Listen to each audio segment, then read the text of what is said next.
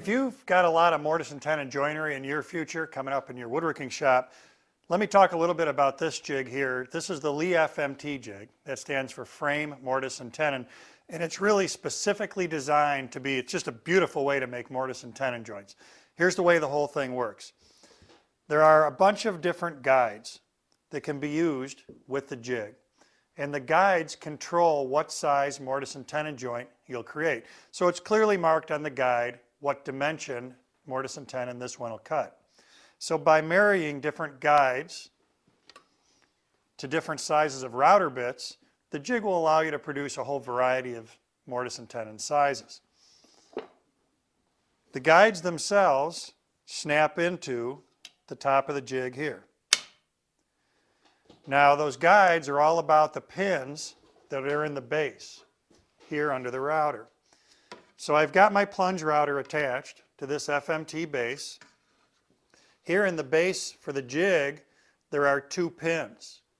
And if you have a close look, the pins are actually tapered. And that's part of the beauty of the engineering of this thing. It's the taper that allows you to fine-tune the fit of your joint. When those pins engage the guide,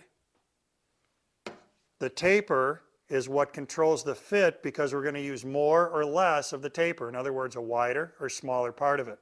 So here's how the whole thing works. When I want to cut the mortise, the pin will follow just the straight track in those guides, allowing the router to move left and right. Then I change my boards and allow the pin to go around the outside of the guide like this, and that's going to take away everything but the tenon on the ends of my rails. On your material, what you'll need to do is mark the center of the tenon location. So I've got this crosshair on here. There's a crosshair on this part of the jig. So I bring that little bullseye forward, get the material under that bullseye, lock it in place. With this clamp loose, I can then position this table until the bullseye here on the jig aligns with the center point of my tenon. Lock the table in place, bring that out of the way.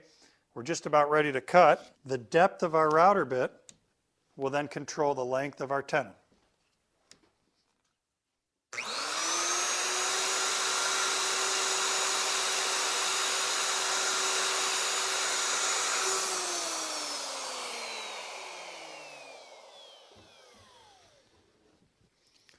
So, by tracking around the outside of this guide, I take away the outside of the rail, leaving the tenon in the center.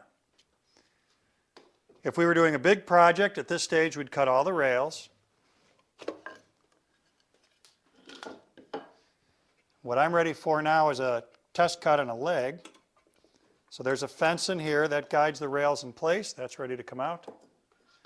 When the leg comes in, I've also got the center of the mortise located on the leg, just like I had the center of the tenon on the rail part.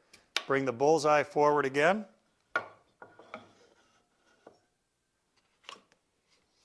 With the table loose, I can locate the bullseye now over my mortise. Lock the table. Now in this time, I'm just going to let the pins follow these guides.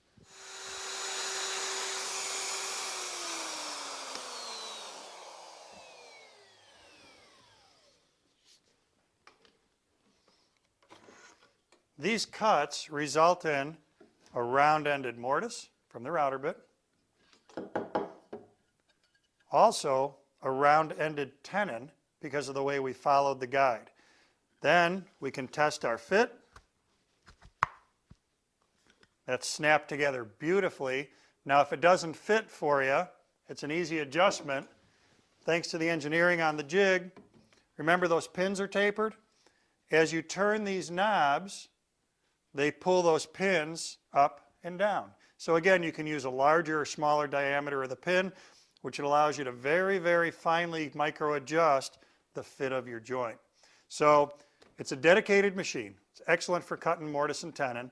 It also allows you to cut angled mortise and tenon, which is difficult to do by really any other means. So if you've got a lot of mortise and tenon coming in your shop, the Lee FMT might be something for you to look at.